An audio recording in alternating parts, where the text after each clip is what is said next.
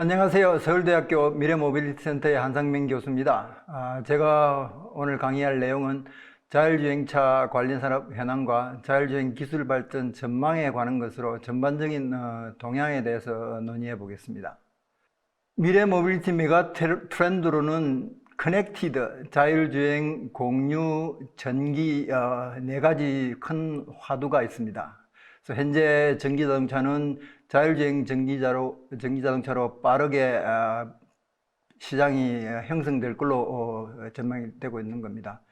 지금 밑에 보시는 그림엔 현재 양산되고 있는 아이오닉 5, 그 다음에 테슬라 모델 Y, 그 다음 오른쪽에 GM 크루즈 차가 있습니다. 현재 아이오닉 차는 ADAS, 레벨 2 정도고요. 그러니까 주행 보조 시스템이요. 가운데 테슬라 모델은 사실은 기술적으로는 레벨 2입니다. 근데 워낙 광고적인 측면에서 자율주행차라고 계속 하고 있어가지고 널리 자율주행차로 인식이 되고 있는 상태입니다. 실제로 기술적인 레벨을 보면 레벨 2, 레벨 3 그 사이에 있는 걸로 평가되고 있고요. 오른쪽은 GM 크루즈입니다. GM 크루즈는 현재 레벨 4에 대한 실증 시험에 대한 허가를 받아가지고 샌프란시스코에서 주행을 하고 있기 때문에 레벨 4라고 말씀드릴 수가 있죠. 그래서 현대의 아이오닉 경우는 일반적으로 ADAS 기능을 다른 업체가 진행하기 때문에 사실은 자율주행의 마케팅 포인트를 가지고 있지 못한 것 같고요. 그래서 실제로 전기자동차가 자율주행 기능을 갖고 있냐 없냐에 따라 가지고 많은 어떤 상품성에 대한 영향을 미치지 않을까라는 부분이 있습니다.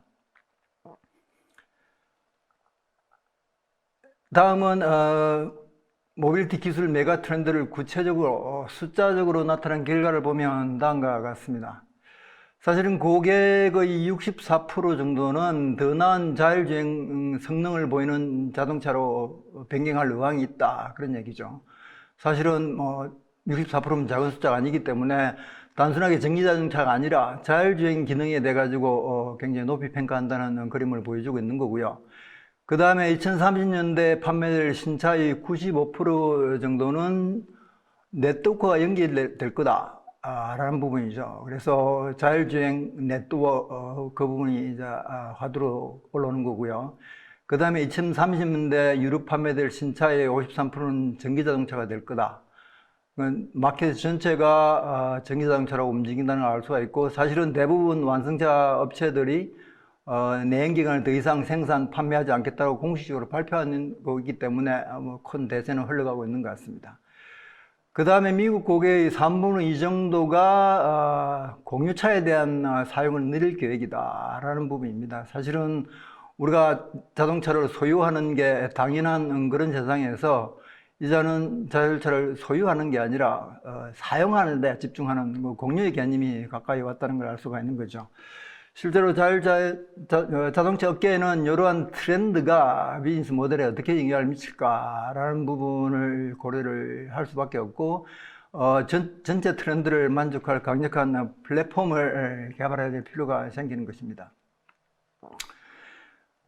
미래 자동차가 등장하면서 밸류 체인과 생태계가 변환될 것으로 이제 예측을 하고 있는데요. 오른쪽 그림을 보시면 전통적인 자동차 밸류 체인은 수직 구조입니다. 완성차가 있고, 그 다음에 1차 부품, 2차 부품, 3차 부품. 결국 자동차 제조의 기준으로 보면 물론 저런 버티컬 시스템이 계속 진행이 되겠지만, 실제로 산업의 자동차 산업의 측면으로 보면 새로운 미래 자동차 밸류 체인이 생기는데요. 마스라고 모빌리티 애즈 서비스, 결국은 모빌리티를 서비스 개념으로 봤을 때는 그 서비스 전체를 구성하고 있는 시장의 차는 한 축일 뿐입니다. 이 모빌리티를 구성하기 위해서 플랫폼도 필요하고 자율주행 소프트웨어도 필요하고 콘텐츠도 필요하고 고객도 필요하고 인터넷 다양한 형태의 밸류 체인에 참여자들이 그 마켓을 공유를 하게 되는 것이죠. 그래서 전통적으로 차를 판매하고 나서 그에 대한 밸류를 창출하고 끝난 자동차 업계라 그러면 이제는 차를 판매하고 나서 이 밸류에 대한 부분이 크게 가까이 오는 부분이 있습니다. 그리고 왼쪽을 보시면 전통적으로 전기차, 자율차, 그다음에 공유차가 다른 개념으로 있는데 그게 이제 앞으로 전개가 되면서 하나의 차로 다 모아지는 현상을 말하고 있는 것이죠. 이렇게 보면 결국은 저런 전기차 하면서 자율차 하면서 공유차가 되는 부분이 쉽게 말하는 로보택시입니다. 그래서 로보택시에 대한 부분이 빠르게 전개될 가능성이 있다라고 보는 것이죠. 이러한 미래 트렌드, 모빌리티를 구축하기 위한 미래의 트렌드는 실제적으로 과거 10년간 기술 투자로 진행이 되고 있습니다. 보시다시피 과거 10년 동안 미국에서 330억 불의 투자를 한 건데요. 실제 우리나라 하나로 하면 360조 정도가 되는 겁니다. 엄청난 돈을 투자하는데 메인 중요한 모빌리티한 기술을 투자를 한 거고요. 실제로 자율차에 관련된 투자는 전체의 3분의 2, 결국은 자율차를 큰 화두의 중심으로 놓고 투자를 방향을 결정했다고 볼 수 있는 거고요. 그 다음에 ADAS 부품, 반도체, 공유 차량 기술에 대한 투자가 전체 한 50%. 그래서 이런 투자를 한 10년 진행하고서 나온 아웃풋을 보면 사실은 물론 하드웨어적으로 차가 만들어지고 차량이 실험이 되고 하는 부분이 있지만 엄청난 특허가 쏟아져 나왔습니다. ADAS 부품에 9,000건, 그 다음에 반도체 5,000건, 나머지는 전기자동차입니다. 결국은 미국의 전체 투자의 관점으로 보면 결국은 전기자동차 배터리 충전 기술에 대한 엄청난 투자가 진행이 되고 있다라고 말씀드릴 수 있는 것이죠. 미래 모빌리티 기술에 투자된 내용을 좀 더 구체적으로 7개의 이제 카테고리로 좀 나눠본다 그러면 이런 모양을 가지고 있습니다. 실제로 자율주행차에 관련된 기술에서 레이더와 카메라 기술에 28빌리언 달러를 투자하고 있는데요. 엄밀하게 보면 레이더나 카메라의 하드웨어는 비용이 크지 않기 때문에 사실은 여기에 ADAS 투자는 결국 양산을 하고 있기 때문에 그거 일부가 여기 이제 포함된 걸로 보고 있고요. 그 다음에 크게 화두가 되고 있는 자율차에서 라이다 부분은 상대적으로 사이즈는 작습니다. 1.4빌리언 정도인데 사실은 요거는 라이다의 기술을 계속 개발을 하고 있지만 실제로 적용 사례를 보면 많지가 않기 때문에 상대적인 규모는 작은 걸로 보이고요. 그 다음에 이미지 인식 기술하고 그 다음에 자율주행 어떤 전략에 대한 부분은 엄청난 상대적인 값은 작지만 최근에 성장세가 3.5배, 5배 정도로 큰 성장세를 보이고 있다는 걸 나타내고 있습니다. 그 다음에 여기서 구체적으로 나눠지지 않았지만 사실은 인력에 대한 부분이겠죠. 실제로 이 자율주행차를 주도하고 있는 기술 개발의 실리콘밸리에 엄청난 관련 인력들이 쏟아져 들어가는 부분이 현재 이런 기술과 투자와 같이 맞물려서 진행되는 거 아닌가 보고 있습니다.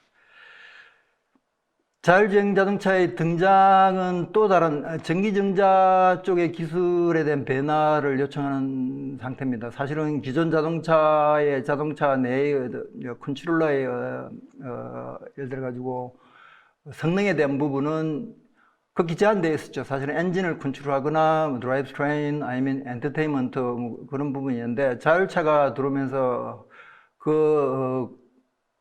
용량에 대한 리퀘어먼트가 굉장히 커지게 됩니다. 사실은 ECU 쪽, 결국 DCU 도메인 컨트롤 유닛이나 실제로 컨트롤 유닛에 대한 성능이 안 나올 경우에는 자율차가 주행을 하는 데 있어 가지고 현실적으로 가능하지 않기 때문에 이제 이런 배달가 불가피하게 되는데요. 현재는 4세대의 도메인 중심 설계, 현재 4세대의 도메인 중심 설계는 그림의 오른쪽 밑에 부분입니다. 저런 식으로 이제 각 박스가 나눠지게 되어 있는데 이 정도는 자율주행 레벨 3에 해당되는 정도의 기술을 커버할 수 있을 것이다 보고 있고요. 그 다음에 5세대 보면은 구역 중심 또는 이제 차량 중심 구석입니다. 사실은 센트럴 컨트롤 개념이 되는데요. 센트럴 브레인 형태로 이제 고도의 자율주행에 대한 카메라, 딥러닝, 그 다음에 컨트롤, AI 모든 영역들이 여기서 커버를 하는 그런 형태로 나타나고 있는 것이죠. 그래서 자율주행 레벨 4, 완전 주행이 되는 레벨 5 정도 되면 실제로 컨트롤러 쪽에는 엄청난 큰 용량과 거기에 대한 관련된 부품과 기술들이 같이 맞물려 움직일 것 같습니다. 또 다른 특성으로 이제 기존 자동차 부품 등이 어떤 하드웨어 기반으로 비즈니스를 계속을 진행을 했다 그러면 새로운 비즈니스 모델은 사실은 소프트웨어입니다.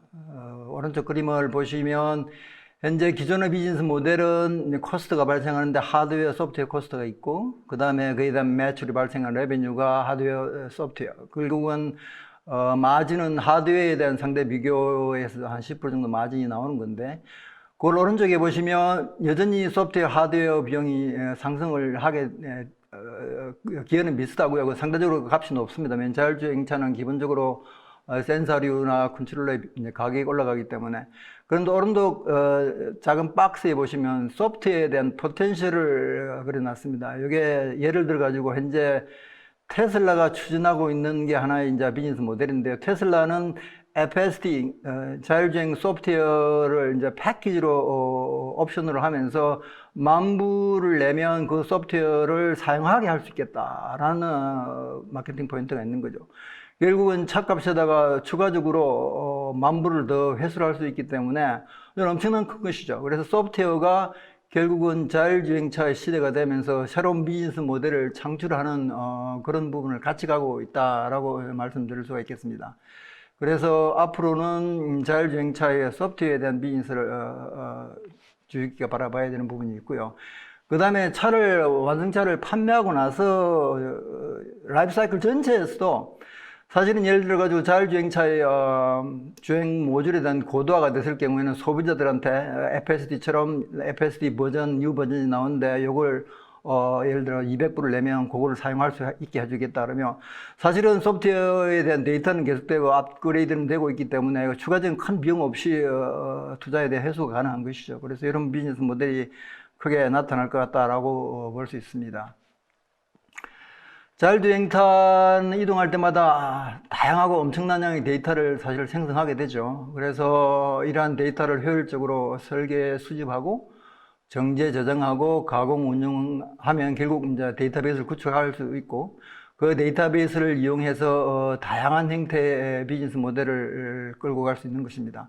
사실은 이 데이터 자체가 예를 들어 자율차를 개발하는 사람들이 그 데이터를 사서 사업을 할 수도 있을 거고 그 다음에 그 데이터의 운영의 결과를 봐서 자동차의 동선이나 실제로 운영 형태에 대한 그 데이터를 가지고 사업 모델을 생각할 수 있을 거고요.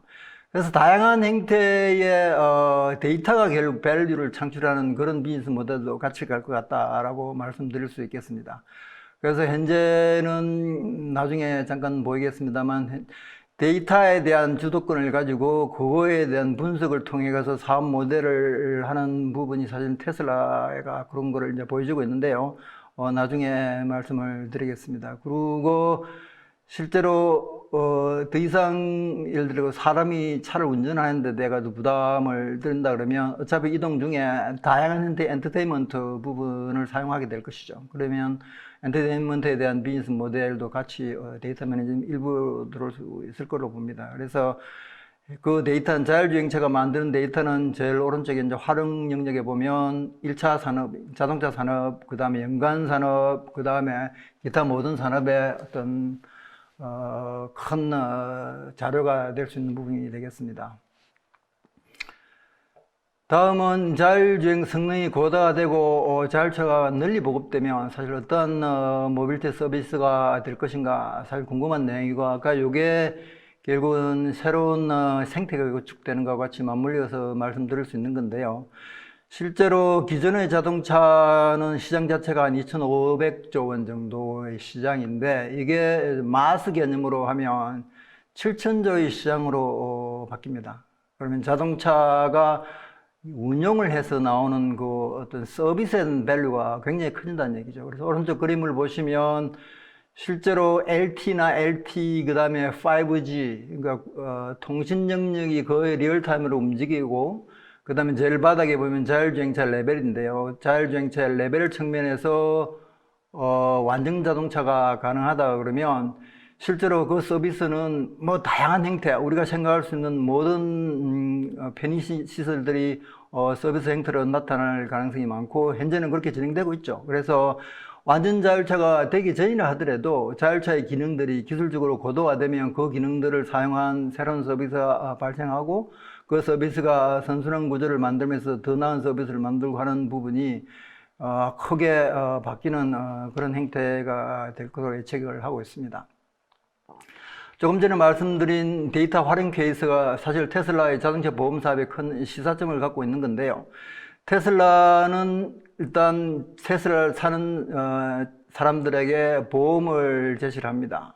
그래가지고 테슬라가 그 부분을 할 수 있는 부분은 사실은 테슬라가 자기들이 갖고 있는 데이터의 경쟁력을 통해 가지고 맞춤 서비스 가능하기 때문에 테슬라는 자기들의 차 전체의 고장률에 대한 데이터를 다 가지고 있고 그 고장률 기준으로 봤을 때 예를 들어 고객이 어떤 주행 패턴을 가질 경우에는 어느 정도의 사고 위험률이 있을 것이다 라고 예측을 할 수 있기 때문에 그림에 보시면 미국 내에서의 어떤 큰 거대한 보험사가 제공하는 모든 서비스보다 훨씬 더 싸게 공급한다는 것이죠. 사실 이 부분은 큰 시사점을 갖는데 자율주행차가 만들어지면서 자율주행차를 운용하는 결국 데이터를 소유하고 있는 그 사람 그 어떤 조직이 그 데이터를 이용해 가지고 보험 사업이 됐거나 어떤 형태로든 서비스 사업에서 사용할 수 있다는 큰 그림이 있는 것이죠. 그래서 그게 큰 의미를 갖게 되겠습니다. 다음은 자율주행차 기술적인 내용에 대해 가지고 보도록 하겠습니다. 현재 일반적으로 자율주행차라 하면 가장 쉽게 이야기하면요, 우리가 차가 있는데 차가 사람이 없이 사람이 주행하는 거하고 똑같은 형태로 차량이 운전을 가능하다 그러면 그게 결국 이제 자율주행차의 개념이 되는 겁니다. 사람과 관계없이 차가 원하는 위치를 이동하는 게 가능하고 사람이 주행하는 거 똑같은 서비스 가능하다 그러면 결국은 사람이 주행하는 그 역할을 자동차의 내부적인 시스템이 그걸 이제 분담해 가지고 진행하는 부분이 자율주행차인데요.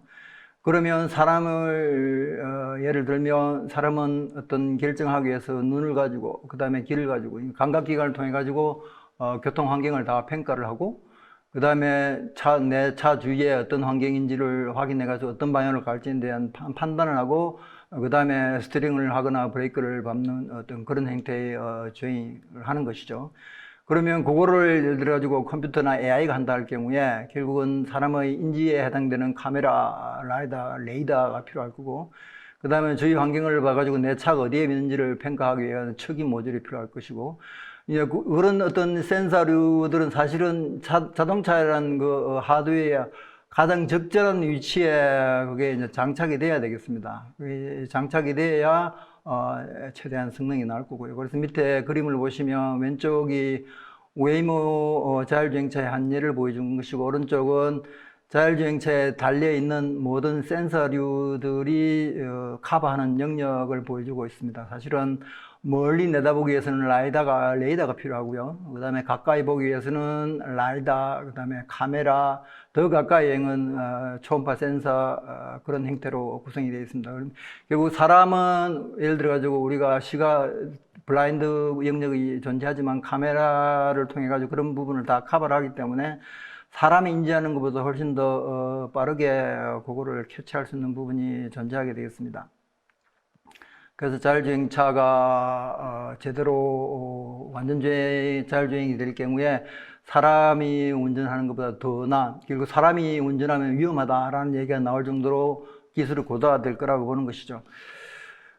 그러면 어떤 형태로 자율주행차가 관심을 끌게 되었는가라는 부분인데요. 실제로는 가장 먼저 떠오르는 부분이 일반적인 안전 부분입니다. 교통사고를 줄이기 위해 가지고 우리가 무슨 일을 할 수 있는가라는 건 끝없는 화두가 되는 것이고 현재 자율주행차에 관련된 센서들의 기술이 고도화되고 특히 AI가 발전하면서 인지 쪽에 대한 부분을 많이 도움을 받기 때문에 그거를 안전을 위한 부분이 큽니다. 그래서 현재 전 세계적으로 거의 130만 정도가 매년 교통사고로 사망을 하고 있고 우리나라도 작년 기준으로 보면 4,000명이 넘는 사람이 사실은 안타깝게도 교통사고 사망이 생기고 있습니다. 그래서 현재 기술적으로 그 부분을 보완할 수 있겠냐라는 게 자율주행차의 큰 동기가 될 거고요. 그 다음에 두 번째는 투자자들이 사실은 이 기술에 대한 투자를 하고 거기에 선순환 구조가 가게 되는데 투자자들의 경제적 동기는 사실 로봇택시입니다.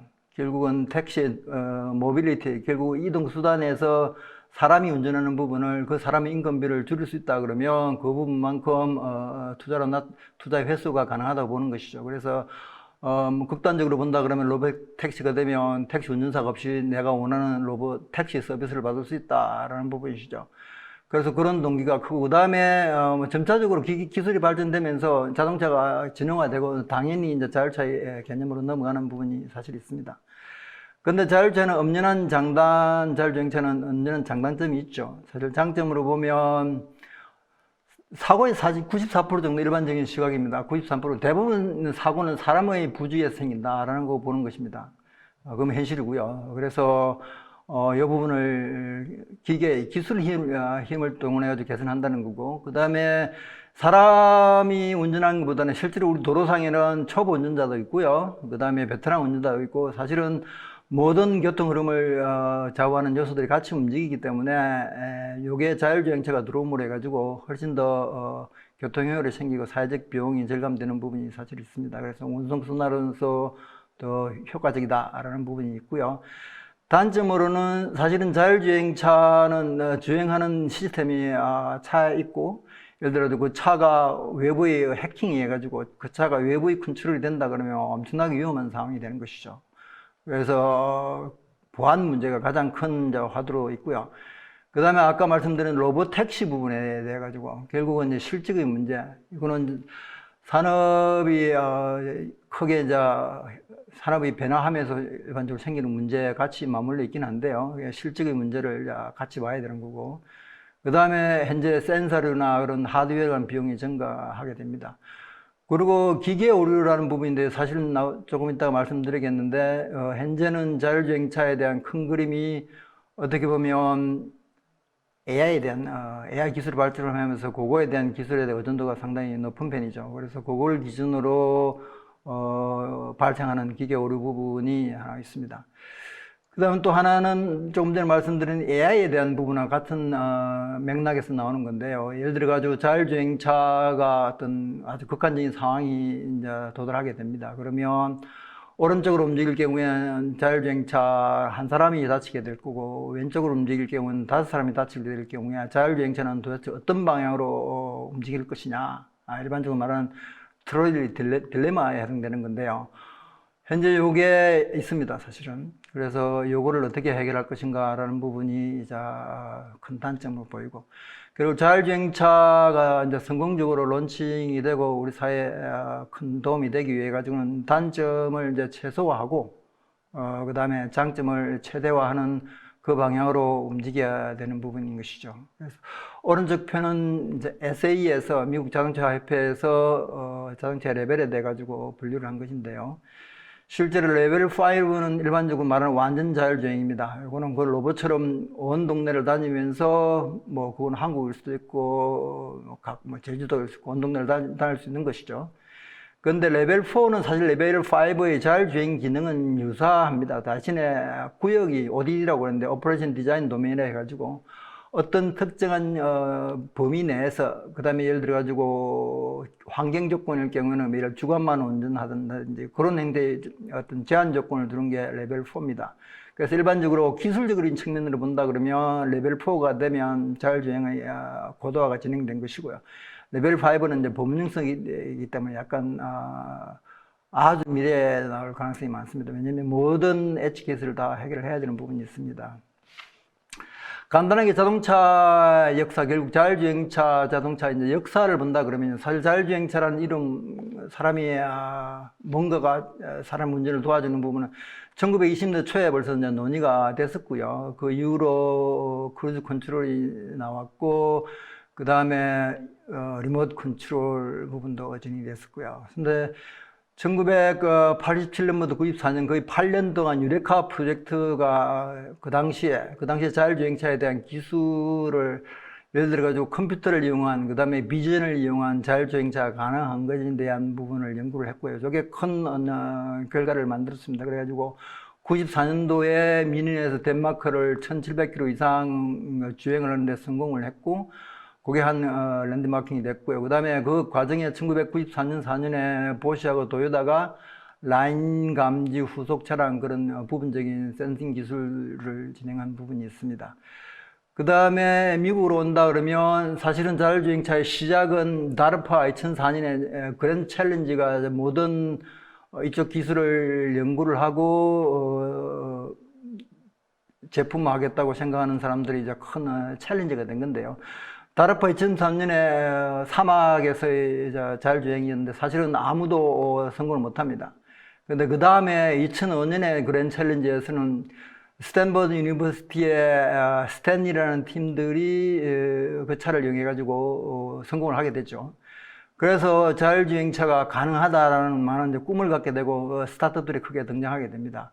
그 다음에 2007년에 이게 사막뿐만 아니라 도시에도 가능하냐라는 것에 대한 챌린지를 다시 했고, 그게 카네기 멜론 유니버시티 레이싱 팀이 또 우승을 합니다. 그래서 이제 그 이후로 자율주행차 가능할 것 같다라는 큰 그림이 이제 형성이 되죠. 그래서 2009년에 구글이 자율주행차 프로젝트를 시작하고, 현재는 이제 그 웨이모로 바뀌어 있습니다. 그 다음에 그 이후로 2013년 되면 대규모 투자가 자율주행차에 대한 비즈니스 관점이 크게 되면서 대규모 투자가 2017년까지 계속 진행이 됩니다. 그래서 실제로 투자를 통해 가지고 거기에 대한 밸류를 회수하려는 그런 부분이 있었는데, 실제로 2017년 정도에 자율주행차가 2020년에 가능할 것이다만 그런 논의가 됐는데, 현실적으로 그게 쉽지 않다라는 부분이 이제 오면서 2017년에서 2020년까지는 또 투자가 약간 주춤했었고요. 그 다음에 최근에 다시 투자가 계속되고 있는 부분이 있습니다. 그 다음에 또 하나의 관점은 2018년에 바이두, 결국 중국의 회사인데요. 바이두가 미국에서 참가하고, 현재 21년 되면서 이제 완성차 업계에서 우리가 레벨 4에 대한 차를 론칭을 하겠다, 그런 얘기를 지금 계속 진행을 하고 있죠. 그래서 현재 자율주행차의 큰 축을 보면 중국이 굉장히 열심히 하고 있고요. 그 다음 미국 실리콘밸리를 중심으로 해가지고 완성차들이 이제 같이 참가하고 있고, 유럽은 주로 미국의 스타트업 자율주행 플랫폼 회사들이 이제 지원을 하고 있는 그런 형태로 진행이 되고 있습니다.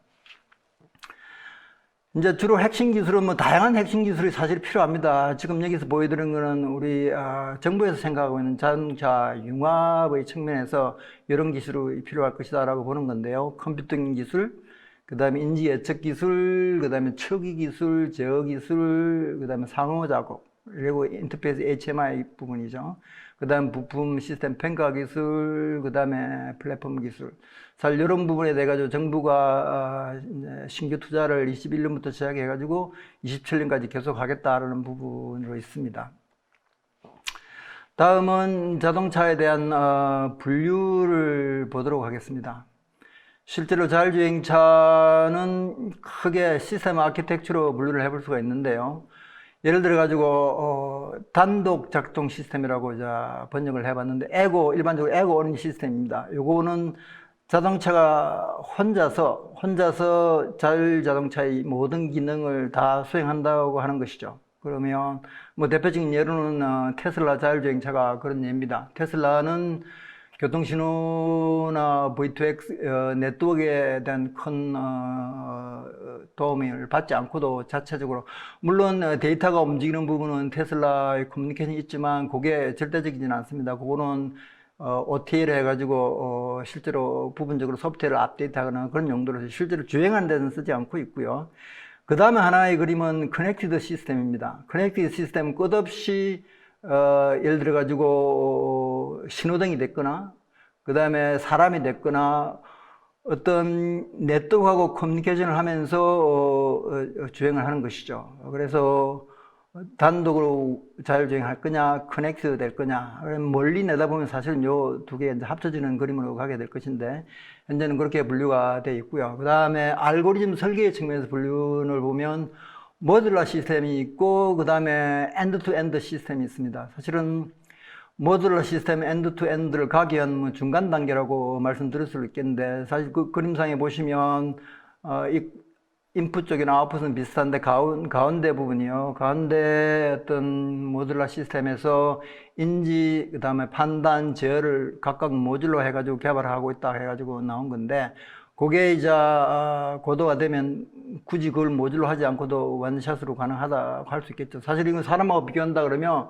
사람은 인지 따로 판단 따로 아니죠. 사람 보고 판단하고 행동하는 게 같이 가는 부분이 결국 자율주행차도 그런 방향으로 가야 된다라고 엔드-투-엔드 시스템에 대한 부분이 진행이 되고 있는 겁니다.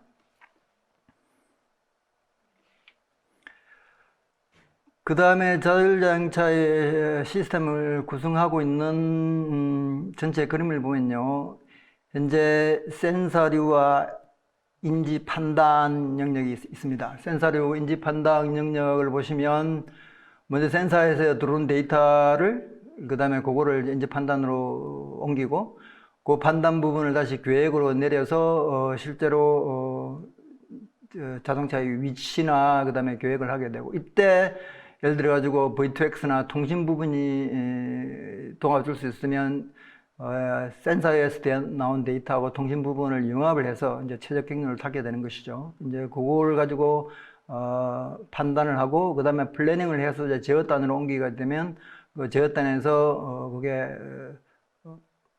스티링이 됐거나 브레이크나 엑셀이 됐거나 하는 가동을 하게 되는 것입니다.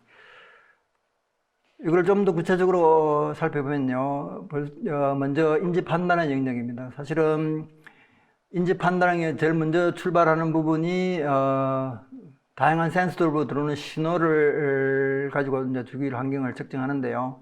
오른쪽에 그림이 나와 있는 것은 레이더, 롱 레인지, 숏 레인지 레이더를 통해서 들어오는 정보하고 라이다에서 들어오는 정보, 비전에서 들어오는 정보를 가지고 장애물을 분류하고 위치 속도를 확인하고 그런 부분을 진행하는 것이죠. 그래, 그거를 가지고 그 다음에 그 이제 데이터를 가지고 AI를 이용해 가지고 센서들의 데이터를 이제 처리를 하면서 이제 트래킹을 하는 것이죠. 물체가 어디에 어떻게 이동하고 있고 그 다음에 이제 최종적으로 어떤 결과를 해야 되는 건지에 대한 판단을 하는 부분이 되겠습니다.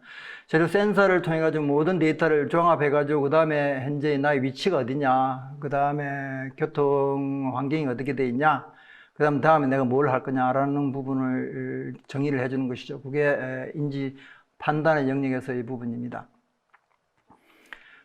일반적으로 비전 그 다음에 라이다에 대한 큰 구분이 있어 가지고 간단하게 준비된 자료인데요. 실제로 비전 센서나 딥러닝을 이용해 가지고 인지를 구성하는 부분하고 레이더나 지도를 통해서 인지를 구성하는 부분 크게 두 가지로 나눌 수가 있습니다. 그 다음에 오른쪽은 카메라, 라이더, 레이더의 각각의 특성에 대해 가지고 보여주는 것인데요.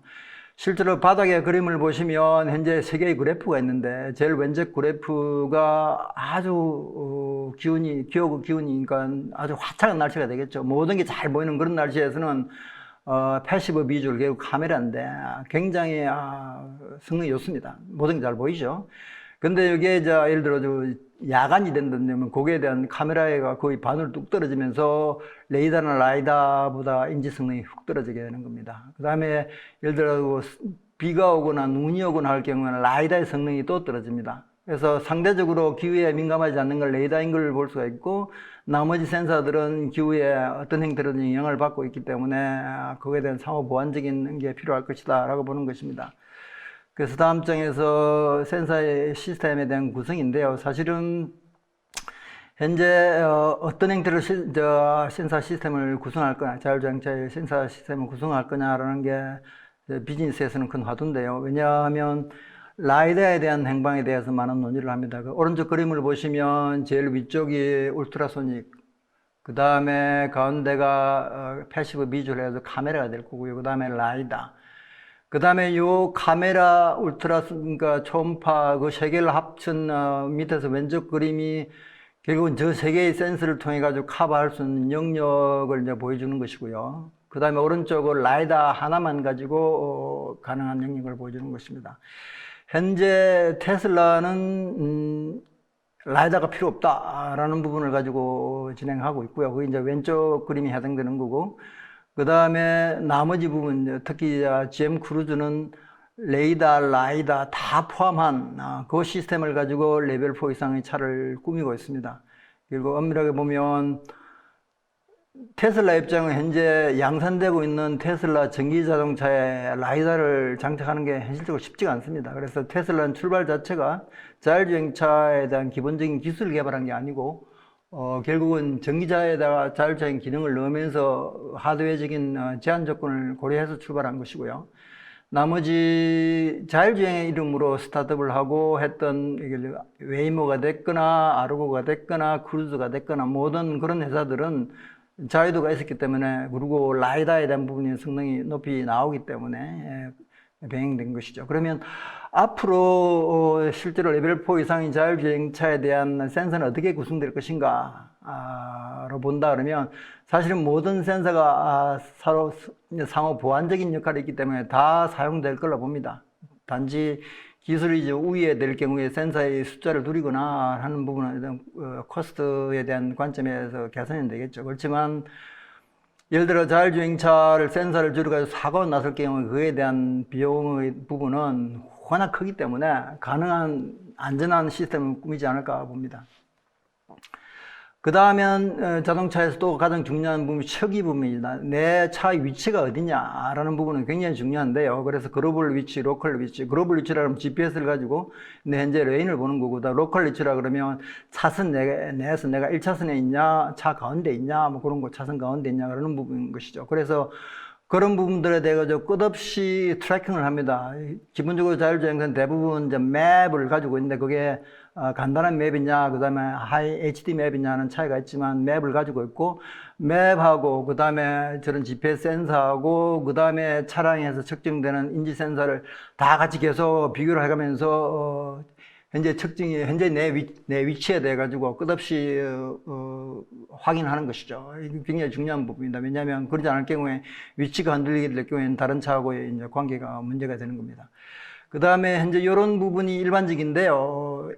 저 로봇 쪽에서 사용하고 있는 슬램, 그러니까 시뮬테니어스 로케이션 매핑이라 그래가지고 차가 움직이면서 맵도 만들어가면서 하는 부분이죠. 이럴 때는 GPS에 대한 의존도가 상당히 좀 낮을 수가 있습니다. 주로 저 기술은 실내 로봇에서 적용되고 있는 기술들인데요. 이제 저 부분이 기술이 자율주행차 쪽에도 넘어오고 있는 그런 부분인데, 문제는 저런 형태를 할 경우에는 굉장히 메모리 사이즈에 대한 부분이 부담이 있고 그런 부분이 있습니다. 그래서 아마 기술의 최적화 부분이 진행되면 개선될 걸로 보는 거고요. 다음은 아까 말씀드린 실제로 인지 말고도 예를 들어 통신을 통해 가지고 우리가 정보를 받을 수 있다 그러면 굉장히 큰 도움이 되는 것이죠. 사실은 우리가 차가 움직이면서 예를 들어 100m 전방에 사고가 났다는 부분을 알 수 있다 그러면 벌써 차는 그에 대한 대비를 하게 되는 것이죠. 근데 현재 통신 부분이 없으면 그거는 현실적으로 불가능합니다. 그래서 자율주행차가 되면서 현재 5G 네트워킹 그런 논의가 되는 부분이 그런 플러스적인 요소가 있기 때문에 진행되는 것인데, 일반적으로 V2X 아니면 웨이브라고 이야기를 하는데, V2X 내용은 사실은 뭐 비클과의 그러니까 차량하고 차량과 통신이냐, 인프라, 신호등 같은 인프라냐, 보행자냐, 네트워크냐, 그 100m 전방에 사고 난 부분을 신호를 온 차들에 대해 보여준다 그러면 그에 대한 대응이 될 거고요. 그래서 오른쪽 밑에 그 테이블에 보시면 각각의 인지 영역하고 그 다음에 이제 사람이냐, 센서냐, 커넥티드 카냐라고 비교한 표를 보여드리는 것인데요. 사실 이 표를 보시면 사람하고 결국 자율주행차하고를 비교를 해보신다 그러면, 사람이 약한 부분, 여기에 푸어, 그 다음에 그러니까 약한, 예를 들어 컬러가 분홍색이냐 노란색이냐 되어 있는 부분은 결국은 기술을 통해 가지고, 네트워크를 통해 가지고, 기술을 통해 가지고 저 부분을 보완한다는 것이죠. 그러면 자율주행차가 그냥 커넥티드 오토모티브 비커 CAV를 하는 그게 충분히 검증이 되고 사용이 된다 그러면 사람이 운전하는 것보다 훨씬 더 안전한 겁니다. 그래서 더 이상 사람은 위험해서 도로에 나타날 필요가 없다 라는 얘기가 10년 후, 20년 후에 나올 가능성이 있는 것이죠. 사람은 더 이상 인지 능력이 더 이상 개선되지는 않을 거니까요. 그래서 그런 부분이 자율차가 갖고 있는 큰 장점이 되겠습니다. 그 다음에 이제 네트워크가 완료되고 모든 데이터가 들어오게 되면 그 다음에 이제 주행 경로를 계획하고 그에 대한 부분을 대응하는 게 다음 단계인데요. 오른쪽에 본 그런 알고리즘을 통해 가지고 이제 개발을 하게 되는 것이고요. 안전하고 편안한 자율주행 환경 및 동적 제약 조건에 대한 모션을 최적화한다는 개념이고, 그 다음에 AI를 이용한 주행 경로를 한다는 부분이고, 일반적으로 좋은 경로의 결정은 다음과 같은 내용을 포함하게 되는데요. 사실 좋은 경로에 대한 결정은 초보 운전자냐, 그 다음에 베테랑 운전자의 차이도 같이 비교할 수 있는 부분하고 비슷한데요. 사실은 자율주행차도 그런 부분이 있는 겁니다. 그래서 좋은 경륜을 결정하는 건 제때 적절한 시기죠. 그 다음에 주위 환경과 상호작용이 돼야 되고, 예를 들어가지고 일반적으로 교통의 흐름을 타야 된다는 부분인데 자율주행차도 그런 논리가 적용되는 겁니다. 그 다음에 신뢰하고 반복 가능해야 되는 부분이죠. 예를 들어 자율주행차 뒤에 따라가는 자율주행차가 예측이 불가능하다 그러면 교통 흐름에 큰 방해가 될 겁니다. 그래서 자율주행차의 주행 경로나 경로를 계획하고 제어하는 부분은 그 부분을 굉장히 이제 고려해서 진행하고 있는 부분입니다. 그 다음에는 판단 제어 부분인데요. 결국은 이제 모든 게 인지, 그 다음에 판단, 그 다음에 실제로 이제 구동을 하는 제어 부분인데요. 그 차선 유지, 차선 변경, 그 다음에 공률, 선회, 주행 기술이 이제 개발되는 부분이고, 그래서 최종적으로 정방향, 앞뒤, 브레이크를 잡을 거냐, 가속을 할 거냐, 그 다음에 차선을 변경할 거냐, 횡방향, 그에 대한 주행에 대한 명령을 내리는 부분이 되는 것입니다. 그리고 주행 경로의 계획은 일반적으로 다음의 순서인데요. 가장 먼저 안전입니다. 사실 안전하게 주행해야 되는 가장 먼저고요. 그 다음에 법규입니다. 사실 자율주행차가 예를 들어 중앙차선을 침범한다든지 그러면 큰일 나겠죠. 그래서 안전에 대한 법규 부분이 있고요.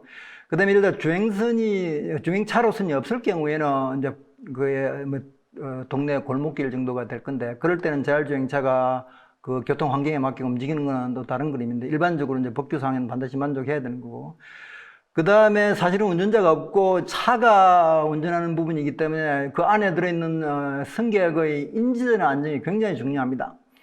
그러니까 물리적으로는 뭐 사고도 안 나고 안전하게 생각하는데 안에 앉아있는 사람이 굉장히 불안한다 그러면 그 차는 아무도 안 탈 거죠. 그래서 인지되는 안전이 굉장히 중요하기 때문에 그에 대한 주행 성능을 판단해야 되고요.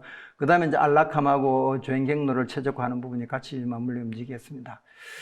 사실 자율주행차의 개발은 굉장히 복잡합니다. 지금 현재 보시는 바와 같이 자율주행차에 대한 시나리오의 복잡동하고 그 다음에 도로에서 발생되는 확률 부분인데, 일반적인 경우는 이제 가장 면적이 넓은 일반적인 경우요. 자율주행차 아주 초기 단계에서는 이제 일반적인 경우에 주행이 가능하도록 뭐 레벨 2는 되겠죠. 그런 부분이 집중적으로 되는데, 레벨 3로 레벨 4로 올라가면서 그게 이제 크리티컬 케이스로 옮겨집니다. 그런 경우를 다 대응하는, 예를 들어서 크리티컬 케이스 이제 그림을 보시면 가운데 건데요. 차가 주행하고 있는데 사람이 튀어나오는 그런 경우죠. 그런 거에 대해 어떻게 대응할 것이냐라는 부분이 있고, 그 다음에 이제 엣지 케이스라고 롱테일인데, 사실 이거는 굉장히 드물게 나타나는 거지만 저거는 사고로 연결될 가능성이 굉장히 높은 겁니다. 그래서 도대체 저런 케이스가 도대체 몇 가지나 있냐라는 거는 굉장히 큰 문제인데요. 그래서 그거를 미리 다 검증을 해서, 상당 부분의 엣지 케이스는 예를 들어 갑자기 튀어나오는 저런 경우는 실험으로서 구현하기가 쉽지 않습니다. 실험 과정에서 이제 사고가 날 수 있기 때문에. 그래서 그 부분은 시뮬레이션을 통해 가지고 많은 검증을 이제 하는 부분인 것이죠. 그 자율주행차의 모든 센서류나 판단 제어하는 모든 부분들이 끝없이 데이터를 생성하고 있고, 그다음 사실 자율주행차의 주행 모듈을 개발하는 데는 데이터가 아주 결정적입니다. 우리가 AI 베이스로 진행하고 있기 때문에.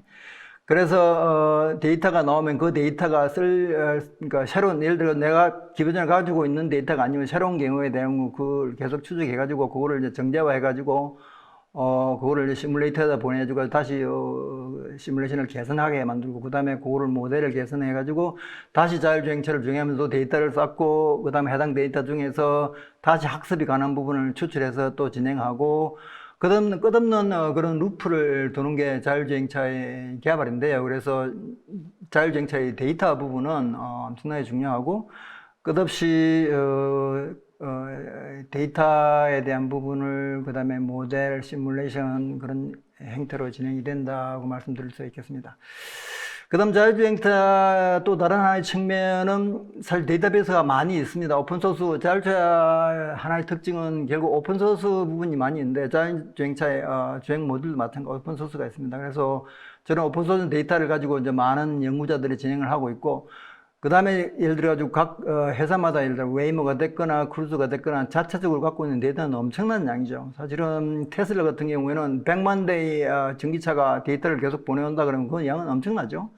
그래서 그런 데이터 사실은 그게 이제 사유자산이냐 공공재냐, 만일 일부분을 공공재를 쓴다 그러면 우리가 지속 가능한 모빌리티를 구성하는 데 굉장히 도움이 될 것이다 라고 보는 것입니다. 그래서 이제 정부 단체에서 현재 데이터를 공공재로 만드는 방향에 돼 가지고 논의를 시작하고 있는 것이죠. 사실은 요거는 전체 사회에 도움이 되는 부분이기 때문에. 근데 그게 이제 쉽지가 않은 부분이, 예를 들어 괜히 돈을 투자해가지고 만들 경우에 그 어떻게 공공재가 될 거냐라는 부분도 있고, 그 다음에 표준에 대한 이슈도 있습니다. 사실 어디나 사용할 수 있게 하려면 표준이 필요한데 현실적으로 그런 부분이 쉽지가 않고요. 그 다음에 또 하나는 부분은 자율차의 하나 특성인데요. 자율차가 예를 들어 센서나 모든 게 다 문제가 없는데 자율차가 성능이 제대로 나온다는 보장이 있냐, 사고 안 난다는 보장이 있냐라는 끝없는 질문을 합니다. 왜냐하면 자율차는 AI 베이스로 되어 있기 때문에. 그래서 ISO에서 소티프라는 이름으로 새로운 규제를 2019년부터 출발해가지고 시스템이 고장이 나지 않아도 사고가 날 가능성이 돼가지고 보정을 해라 라는 부분이시죠. 그러니까 잠재적인 사고를 미리 예측을 하고 시나리오를 만들고 그거를 가지고 검증을 하고 자율주행차가 문제가 없음을 검증하시오라는 그런 요구 조건인데요. 사실 요거는 실제로 시험, 그 다음에 업무에 대한 바운더리가 제한하는 게 쉽지가 않습니다. 그래서 많은 시나리오를 만들어 가지고 시뮬레이션을 해보고, 시뮬레이션 중에서 일부가 시험이 가능하다 그러면 시험 도면에서 확인하고 하는 그런 절차가 이제 같이 반복될 거로 봅니다. 그거를 참고를 하시면 될 것 같고요. 그 다음에 자율주행차가 본격적으로 기술적으로 가능하다라는 부분이 아까 말씀드린 대로 이제 AI 러닝머신, AI 기술이 본격적으로 2010년 이후로 이제 개발되면서 특히 인지 쪽이요, 카메라, 이미지 분류 그런 부분이 가능하면서 이제 실제 인지 부분에 대해 가지고 먼저 시작했는데, 지금 현재 현황을 보면 인지 부분은 거의 100% AI를 사용하고 있습니다. 그 다음에 자율주행차는 인지뿐만 아니라 그 다음에 모션 플래닝, 프리딕션 쪽인데요. 현재 오른쪽에 그림 보시면 그건 한 50% 정도 적용되고 있다라고 보는 것이죠. 그러니까 결국은 웨이모나 크루즈나 엄청난 투자를 하는데 아마 저 부분 상당히 진행됐을 거고, 그 다음에 인자 시작은 작은 스타트업 경우에는 저 부분이 아직까지 제한됐을 거고, 그 다음에 마지막으로 트래젝토리 플래닝, 이게 이제 궤측을 예측하는 부분인데, 예를 들어가지고 30명 베테랑 운전자가 차를 운전하면서 차선을 바꾸고 왔다 갔다 하는 그런 부분들을 AI가 할 수 있으면 가장 좋겠죠. 그런데 현대는 그걸 하기 위해 가지고 그 정도의 데이터, 30년 운전 베테랑 운전사가 뭐 엄청난 시간의 데이터를 쌓아준다 그러면 이제 그게 참고가 되겠지만 현재로 쉽지가 않죠. 그래서 그 부분은 현재는 거의 사용을 하지 않고 있는 현상을 보이고 있는 것입니다. 그 다음에 AI 부분은 잠깐 짚어보면요, 사실 AI 부분은 이 단순한 자율주행차의 문제만 아닙니다. AI는 현재 갖고 있는 문제가 저 밑에 보면 경고성 실패, 사양 실패, 보정 실패라는 부분이 있는데요. 실제로 AI는 우리가 완벽하게 설명할 수 있는 부분이 아닌 영역이 많이 있습니다. AI가 잘 될 때는 잘 되는데 어떤 문제가 생기면 왜 그런 문제가 생기는지 잘 모르는 부분이 여전히 많이 있거든요. 그래서 이 부분 어떻게 할 거냐라는 게 사실 큰 화두, 아까 말씀드린 소티프도 그런 맥락에서 나온 건데, 그래서 유럽에서는 AI 자체에 대한 규제가 사실 있는데요. 그러다 보니까 자율주행차에 AI가 들어가니까 결국 자율주행차를 규제하겠다라는 논리가 같이 이제 맞물리면서 현재는 거의 30만 밀리언 유로 정도의 위약금을, 예를 들어 자율주행차가 사고를 났을 경우에 그에 대한 위약금을 물겠다. 엄청난 큰 비용이죠. 그래서 AI를 이용해 가지고 자율주행차의 고도화는 좋지만 현재 말하는 AI가 갖고 있는 기본적인 한계를 개선하는 부분을 이제 고민을 해야 되는 부분이 있습니다. 그 다음에 다음 슬라이드는 현재 미국에서 주로 이제 앞서서 개발하고 있는 업체들에 대한 부분인데요. 현재 21년 기준으로 보면 웨이모, 그 다음에 크루즈, 아르고 그런 업체들, 전통적으로 앞서가고 있는 업체들이 진행을 하고 있는 거고요. 실제로 자율주행차 역사를 본다면 구글 웨이모가 2009년부터 해서 벌써 13년 전이죠. 그 다음에 GM 크루즈가 2016년에 시작을 했고, 포드 아르고가 2017년, 16년, 17년, 그 다음에 GM이 17년에 크루즈를 인수를 하면서 진행되고, 그 다음에 포드도 마찬가지고. 그래서 현재 GM이나 포드나 자체적인 개발팀이 있음에도 불구하고 스타트업에 대규모 투자를 해가지고 서로 합하는, 결국 현재 자율차에 대한 기술은 실리콘밸리 팀들이 주도하는 행국을 계속 갖고 있습니다.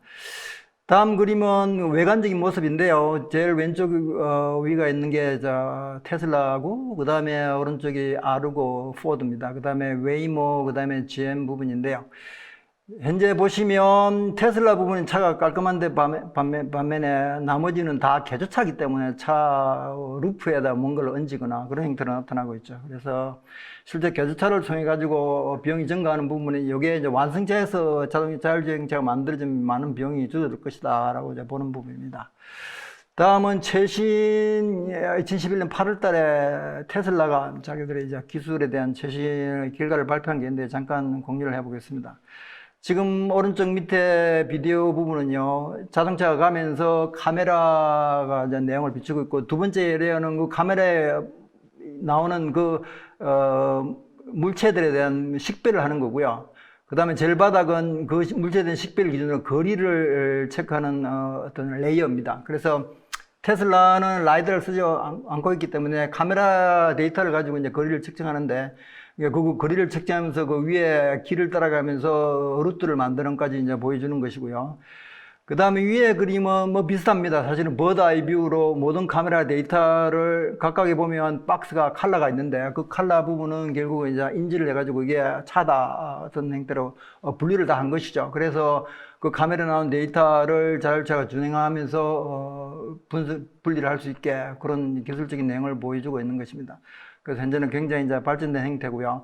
다음은 GM입니다. GM은 11월 달에 GM 크루즈가 발표됐는데요. 지금 밑에 그림을 보시면 현재 자율주행을 하면서 그 다음에 그 위에는 버드 아이 뷰죠. 위에서 내려다보는 뷰. 그리고 GM 크루즈는 모든 게 다 있죠. 예를 들어 라이다, 레이더, 카메라 다 있기 때문에 그 모든 걸 다 이용해서 3차원 입체적인 행성을 계속 체크를 하면서 주행하고 있습니다. 그 위에 그림은 인지 부분이 AI를 통해서 밑에 판단 부분 왔다는 걸 보여주고 있는 것입니다.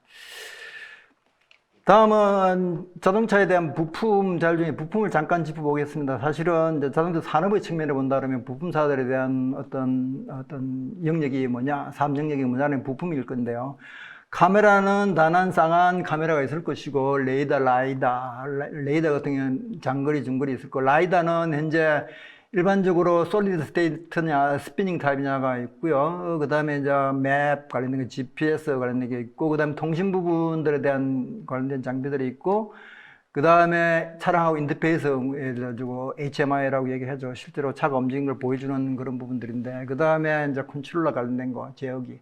오른쪽 그림을 보시면 밑에 GM 샤브레 볼트를 전기차를 가지고 이제 크루즈가 자기들이 지금 컬러링 된 부분이 크루즈가 자율주행차를 개조하게 들어간 부품들이죠. 사실은 저 부품들을 컬러낸 부분이 결국은 자율주행차에 대한 부품 시장이 될 거고, 그 위에 그림은 그걸 참고가 되겠습니다.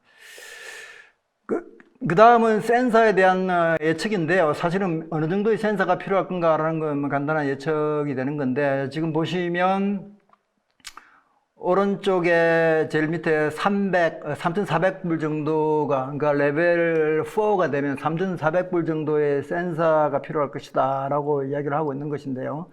실제로 대수로 보면 굉장히 많습니다. 카메라가 14대, 라이다가 5대, 그 다음에 레이더가 8대, 그 다음 기타 초음파 센서가 되겠죠. 그래서 38개, 차 한 대에 38개의 센서는 작은 게 아닙니다. 그래서 엄청난 센서가 필요한 부분이기 때문에 자율주행차가 시장에 들어오면서 관련된 산업이 이제 크게 증가할 부분이 있는 겁니다.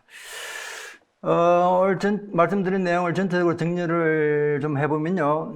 결국 이 전체 이제 강의가 전기자동차에 대한 부분인데, 저는 자율주행차의 기능이 전기자동차에 추가됨을 해가지고 전기자동차가 굉장히 이제 경쟁력을 가지게 될 것이다라고 봅니다.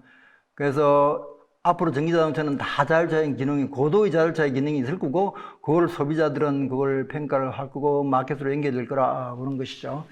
그 다음에 레벨 4, 레벨 5 이야기가 나오고 있지만, 저는 기술적으로 레벨 4에 대한 기술이 빨리 올 거고, 근데 레벨 4로 인정을 받지 않고 레벨 3로 인증받아가지고 마켓에서 검증하는 행사를 할 것 같습니다. 왜냐하면 레벨 4가 되면서 이제 실제로 책임이 된 소재가